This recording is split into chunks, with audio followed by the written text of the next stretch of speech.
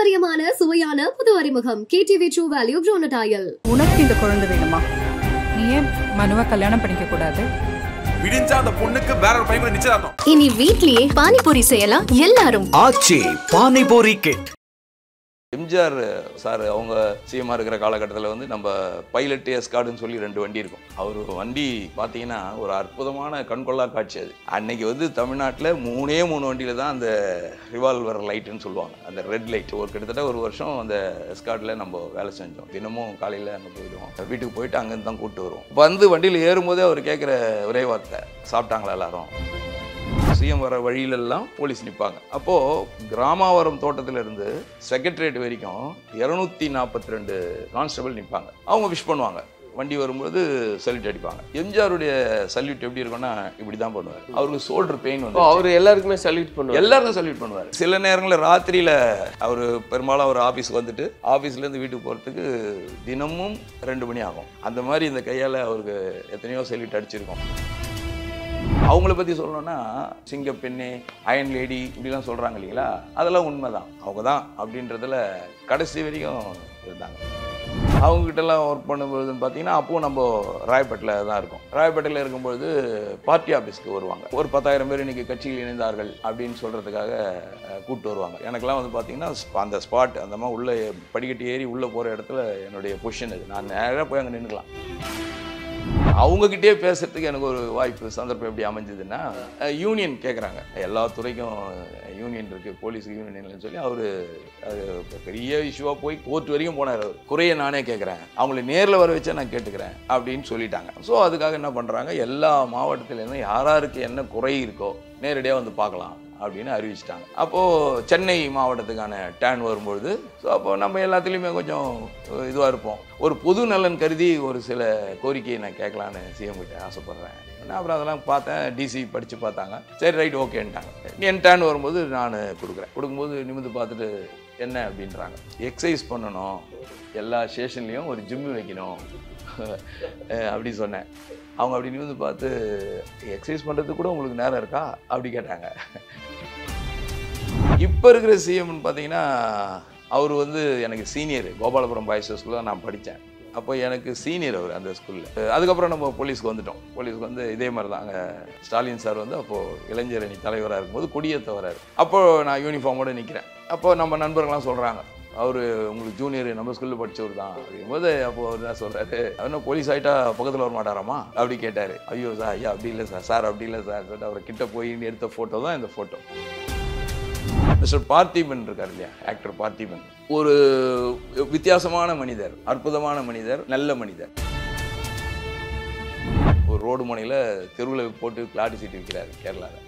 ஒருத்தர் வந்து வழக்கமாக வாங்குறவர் தான். ஆனால் அவர் வராரு, வந்து என்ன பண்ணுறாரு, ஒரு 10 சீட் எடுக்கிறாரு. 10 சீட் எடுத்தார், ஒரு சீட்டு 10 ரூபா.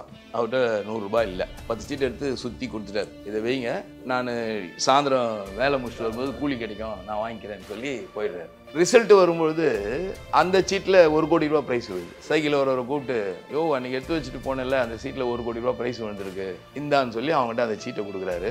எனக்கு 100 ரூபா மட்டும் கொடுன்னு 10 சீட்டுக்கான 100 ரூபாயை வாங்கிக்கிறாரு. அவன் போயிட்டு 1 கோடி ரூபா ப்ரைஸ் வாங்கிக்கிறான். இந்த விஷயம் யாருக்குமே தெரியாது. பேப்பரில் ஒரு சின்ன குட்டி நியூஸ் வந்ததோடு சரி. சென்னையில் இந்த நியூஸை பார்த்துட்டு அவரை கான்டாக்ட் பண்ணி அவர் ஃபேமிலியோடு சென்னைக்கு வர வச்சு ஒரு ஹோட்டலில் சின்ன ஃபங்க்ஷன் மாதிரி ஏற்பாடு பண்ணி பாலச்சந்தர் சாரை வர சொல்லி அவர் கையில் 1 லட்சம் ரூபாய் பணம் கொடுத்து அவரை பாராட்டி சால்வை போட்டு மாலை மரியாதை பண்ணி எல்லாரும் அந்த ப்ரெஸ் எல்லாம் கூப்பிட்டு இந்த விஷயத்த சொல்லி செலவு பண்ண ஒரு மனிதர் பார்த்திபன். அது மாதிரி காவல்துறையில் இப்படிப்பட்ட அனுபவங்கள் எல்லாமும் இருக்க தான் செய்யுது. கலாட்டா நேயர்களுக்கு வணக்கம். நான் சரவண ராம்குமார். இன்னைக்கு நம்மோட முன்னாள் தமிழ்நாடு காவல்துறையை சேர்ந்த அதிகாரியான கவிஞர் திரு VA ஜோதி அவர்கள் நினைஞ்சிருக்காரு. அவர்கிட்ட நிறைய விஷயங்களை பேசலாம். அண்ணா வணக்கம். வணக்கம். வணக்கம். ரொம்ப மகிழ்ச்சி நான் உங்களை பார்த்ததுல. தொடர்ச்சியாக நிறைய விஷயங்களை நம்ம பேசிக்கிட்டு இருக்கோம். இந்த நேரத்துலன்னா காவல்துறையினுடைய அந்த பணி அப்படின்றது எவ்வளவு சிறப்புடையது அப்படின்றது நம்ம பார்க்குறோம். எவ்வளவு அனுபவங்கள் எல்லாம் கற்றுக்க முடியுன்றதெல்லாம் புரியுது. அப்படி இருக்கும்போது நிறைய பேரோட, குறிப்பாக முதலமைச்சர் போன்ற மிக முக்கியமான மனிதர்களோடையும் சமூகத்தில் ஒரு மிகப்பெரிய ஒரு அந்தஸ்து மிக்க மனிதர்களோட பழகக்கூடிய வாய்ப்பு கிடைக்கும்.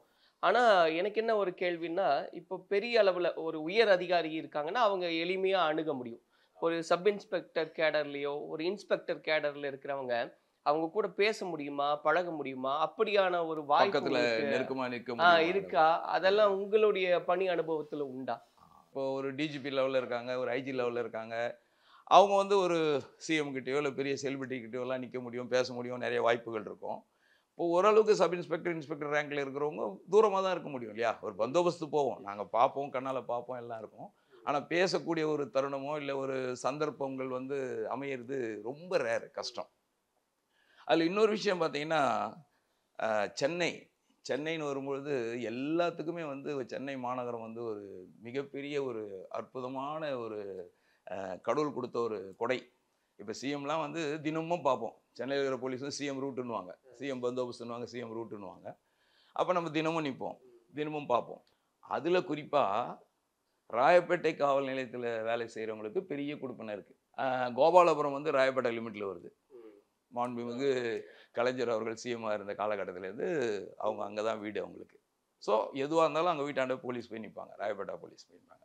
அதே மாதிரி அதிமுகன்னு எடுத்துக்கிட்டிங்கன்னா பார்ட்டி ஆஃபீஸ், அவங்களுடைய பார்ட்டி ஆஃபீஸ் வந்து லாய்ட்ஸ் ரோட்டில் இருக்குது, அது ராயப்பேட்டா லிமிட்டு.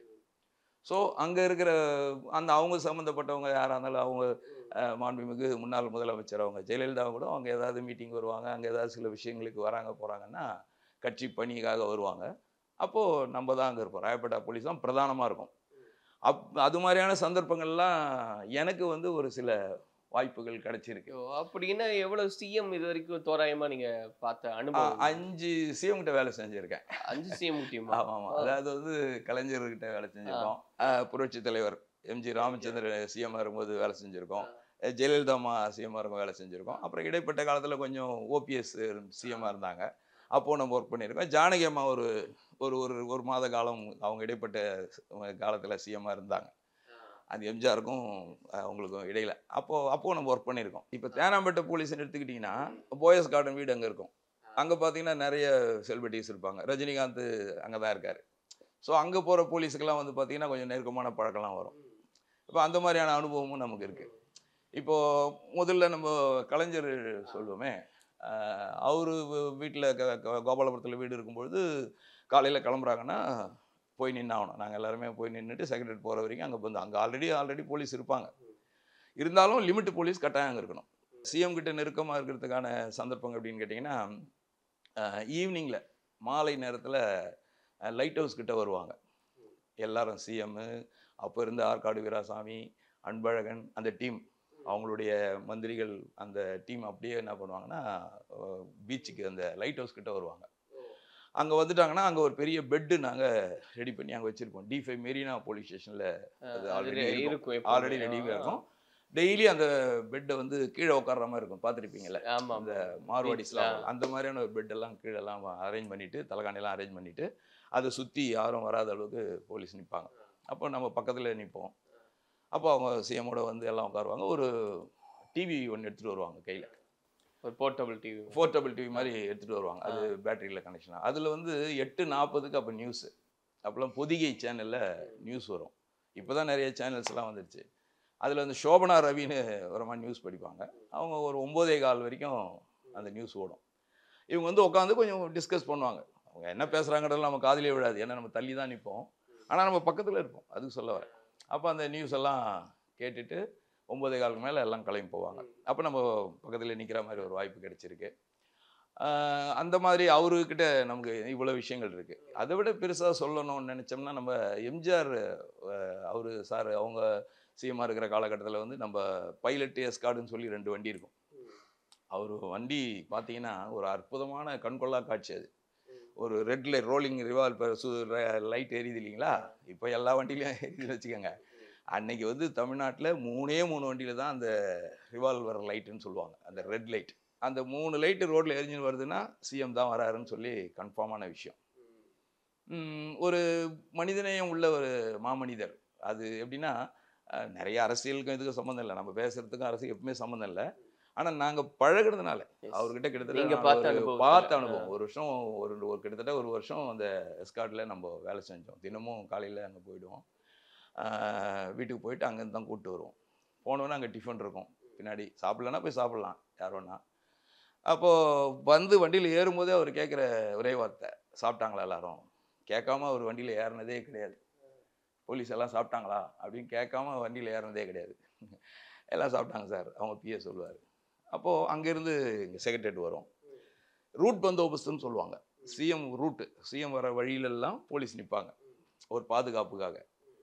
அப்போது கிராமாவரம் தோட்டத்திலிருந்து செக்ரட்டரியேட் வரைக்கும் 242 கான்ஸ்டபிள் நிற்பாங்க. அவங்க விஷ் பண்ணுவாங்க. வண்டி வரும்போது சல்யூட் அடிப்பாங்க. எம்ஜிஆருடைய சல்யூட் எப்படி இருக்குன்னா இப்படி தான் பண்ணுவார். அது எவ்வளோ பெரிய ப்ரெசன்ட் ஆகாமல் கூட அவர் இப்படி தான் பண்ணுவார். அதே மாதிரி திரும்ப அவர் போகும்போது அதே மாதிரி ரூட்டு பந்தோபஸ்து நிற்பாங்க. அப்போ அவர் ஒரு 242 சல்யூட் அடிக்கணும். அவருக்கு ஷோல்டர் பெயின் வந்து அவர் எல்லாருக்குமே சல்யூட் பண்ணுவார். எல்லாருக்கும் சல்யூட் பண்ணுவார். கான்ஸ்டபிள்ஸ் வந்து சல்யூட் பண்ணுவாங்க, புரியுது. எம்ஜிஆர் திரும்ப ஆமாம் அதை ரிசீவ் பண்ணுவார். அத்தனை பேருக்கும் பண்ணுவார். ஆமாம், எல்லாருக்கும் பண்ணுறதுனால அவருக்கு ஷோல்டர் பெயின் வந்துருச்சு. வலது பக்கம் ஷோல்டர் பெரிய பெயின். தினமும் இப்படி பண்ணால் என்ன ஆகுது? அப்போ பெயின் எதனால் அப்படின் போது டாக்டர் இதை தான் சொல்கிறாரு. நீங்கள் இது மாதிரி பண்ணுறீங்க சார், ஷோல்டரை வந்து தினமும் பண்ணுறதுனால வருது, நீங்கள் விஷ் பண்ணாதீங்க அப்படின்னு டாக்டர் அட்வைஸ் பண்ணுறாங்க. அப்போ அவர் சொல்கிற விஷயம் என்னென்னா, ஒரு கான்ஸ்டபிள் வந்து சல்யூட் பண்ணுறாருன்னா அந்த சல்யூட்டை நான் ஏற்றுக்கணும். அதாவது அந்த காவல் உடுப்புல அந்த யூனிஃபார்மோடு அவர் பண்ணுறத அதை நான் ரிசீவ் பண்ணணும். அது பண்ணலைன்னா அது அந்த காவல்துறைக்கு மரியாதையில் அந்த சல்யூட்டுக்கும் அர்த்தங்களாக போயிடும். அதனால் அது எனக்கு ட்ரீட்மெண்ட் ஒன்றா கொடுங்க வலிக்கு, என்னை சல்யூட் பண்ணாதீங்கன்னு சொல்லாதீங்கன்னு சொல்லிட்டார். இது சில நேரங்களில் ராத்திரியில் அவர் பெரும்பாலும் அவர் ஆஃபீஸுக்கு வந்துட்டு ஆஃபீஸ்லேருந்து வீட்டுக்கு போகிறதுக்கு தினமும் 2 மணி ஆகும். நைட் 2 மணிக்கு தான் திரும்ப ரிட்டர்ன் ஆகும். ஆமாம், தினமும் வந்து அந்த ஒர்க்கு அவர் அங்கே ஃபைல் பார்த்துட்டு எல்லாம் பண்ணிட்டு அவர் போகிறதுக்கு மணி 2 மணி ஆகிடும். டெஃபினட்டாக 1:30 மணிக்கு மேலே தான், அதில் ஒன்றும் சந்தேகமே இல்லை. அப்போது நம்ம அந்நேரத்துக்கு இப்படி விஷ் பண்ணோம்னா அந்த நேரத்தில் இப்படி பண்ணுவார். அப்படி குனிஞ்சி அந்த கனலில் பார்த்து பண்ணுவார். அந்த மாதிரி இந்த கையால் அவருக்கு எத்தனையோ சல்யூட் அடிச்சிருக்கோம். அந்த மாதிரி ஒரு முறை ஏதோ ஒரு ப்ரோக்ராமுக்காக நாங்கள் போகிறோம். நல்ல வெயில் நேரம். வண்டி சிஎம் வண்டி வருது, முன்னாடி எஸ்கார்டு பைலட் வண்டி போகுது, முன்னாடி எஸ்கார்டு வண்டி வருது. டக்குன்னு வண்டி நிற்கிது, சிஎம் வண்டி நிற்கிது. சிஎம் கீழே இறங்குறாரு. உடனே எல்லாம் இறங்குனா கையை காட்டுறாரு, யாரும் இறங்க வேணான்னு சொல்லிட்டு அப்படியே நடந்து அந்த பெடஸ்ட்ரியன் கிட்டே போகிறாரு. அதாவது ஒரு கான்ஸ்டபிள் எல்லாரையும் பப்ளிக்கை நிறுத்தி வச்சுருக்காரு, அவர்கிட்ட நடந்து போகிறாரு. இன்னும் என் கண்ணிலே இருக்காது அந்த வெயிலில். அவர் அப்படியே வெள்ளை வேஷ்டி வெள்ளை ஷர்ட்டு தொப்பியோடு நடந்து போகிறாரு. அங்கே இருக்கிற கான்ஸ்டபிள் சல்யூட் அடிக்கிறாரு. அவருக்கு ஒரு சல்யூட் பண்ணிவிட்டு ஒரு அம்மா அவர் கையை நிறுத்துறாரு. எல்லாம் பப்ளிக் நிறுத்தி வச்சுருக்காரு. அதில் ஒரு அம்மா வந்து காலில் சில்பர் இல்லை, வயசான அம்மா. அது சூடு தாங்காமல் காலை அப்படி பண்ணிகிட்டு இருக்கு. இதை வண்டியில் வந்த மனிதர் பார்த்துட்டார் அதை.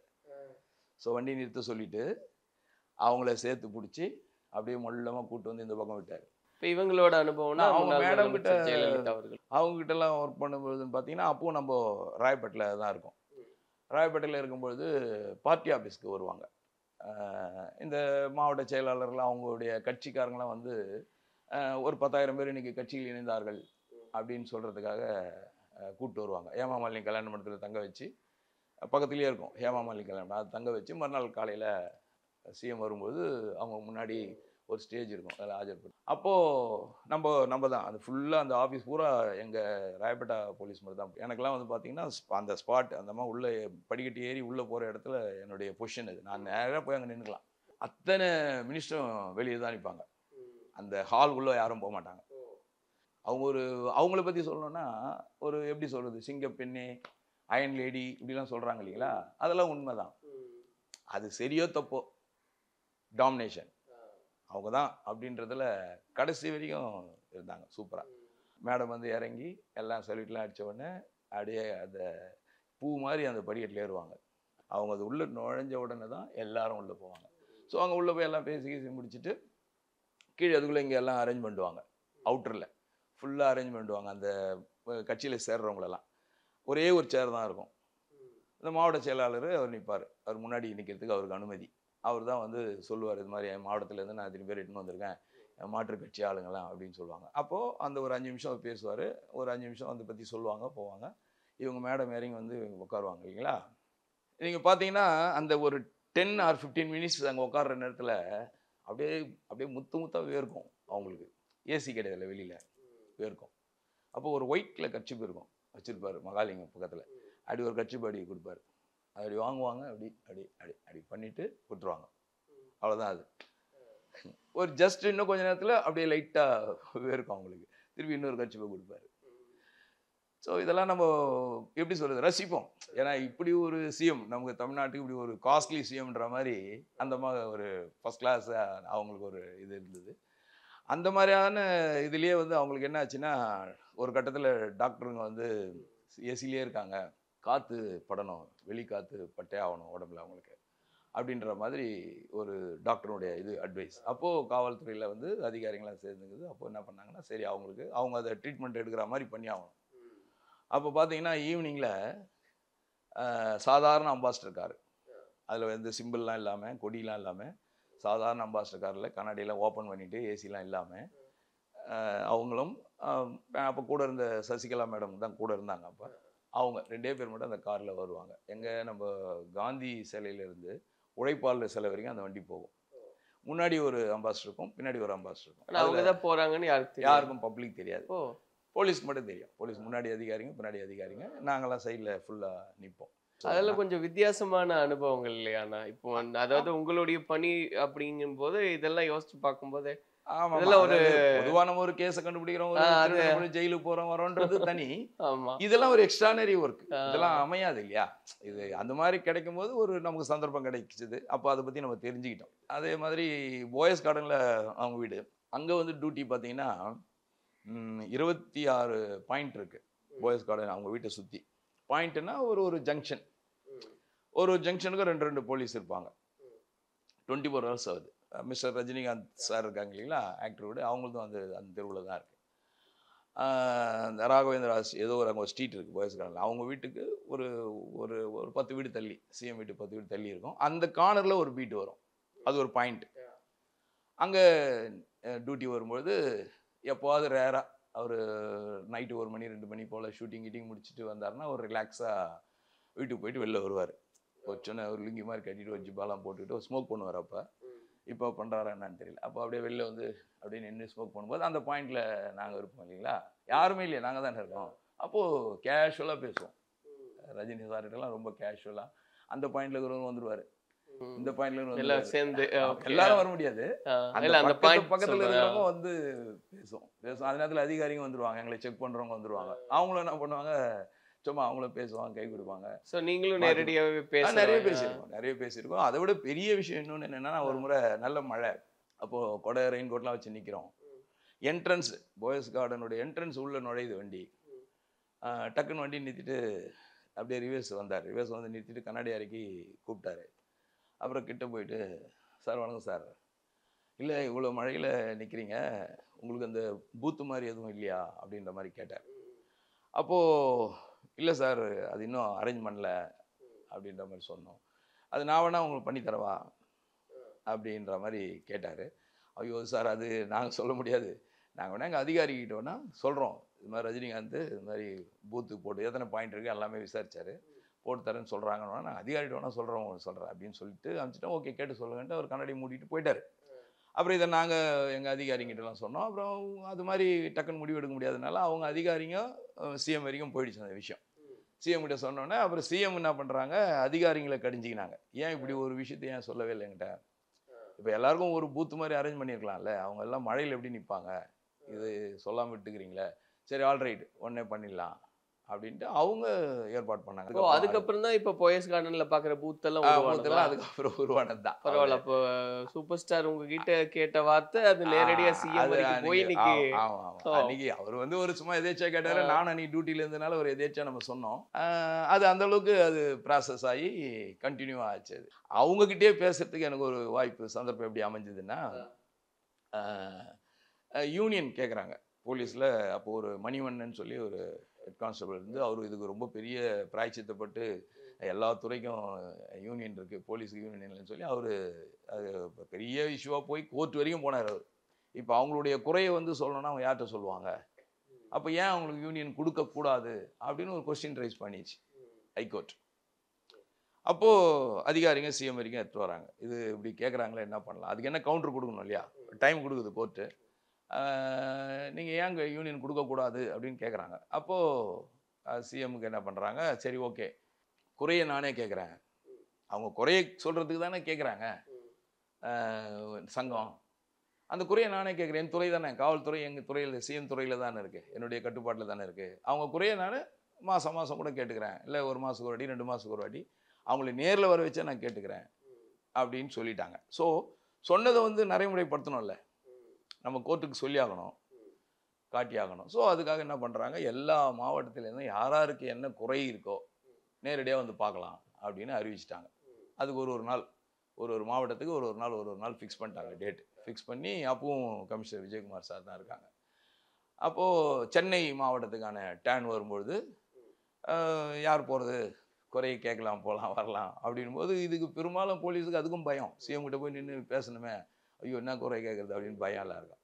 ஸோ அப்போ நம்ம எல்லாத்துலேயுமே கொஞ்சம் இதுவாக இருப்போம். அதனால் நான் கேட்குறேன் சார், ஒரு பொது நலன் கருதி ஒரு சில கோரிக்கையை நான் கேட்கலான்னு சிஎம் கிட்ட ஆசைப்பட்றேன் அப்படின்னு. அப்புறம் அதெல்லாம் பார்த்தேன், டிசி படித்து பார்த்தாங்க, சரி ரைட் ஓகேன்ட்டாங்க. ஒவ்வொருத்தரும் அவங்களுடைய குறையை சொல்கிறாங்க. எனக்கு வந்து இன்க்ரிமெண்ட்டே போடலை, எனக்கு ப்ரமோஷனே இல்லை, எனக்கு வந்து 2-3 பனிஷ்மெண்ட்டால் எனக்கு லைஃப்பில் ப்ரமோஷன் இல்லாத இருக்குது, எனக்கு வந்து ட்ரான்ஸ்ஃபர் வேணும், என் ஒய்ஃப் ஊரில் இருக்குது, இப்படிலாம் குறைகளை வந்து ஒவ்வொருத்தராக சொல்கிறாங்க. அது எல்லாத்தையும் அவங்க ரிசீவ் பண்ணிக்கிட்டே இருக்காங்க. என் டேன் வரும்போது நான் கொடுக்குறேன். கொடுக்கும்போது நிமிந்து பார்த்துட்டு என்ன அப்படின்றாங்க. அப்போ நான் சொன்னேன், அம்மா எந்த குறையும் இல்லை. அப்புறம் குறை இல்லைன்னு பெட்டிஷன் கொடுக்குறீங்க, அவங்க கேட்டது. இல்லைம்மா இது வந்து பொது நலன் கருதி கொடுக்குறேன் எங்கள் டிபார்ட்மெண்ட்டுக்காக. அப்படி என்ன பொது நலன் அவங்க கேட்குறாங்க.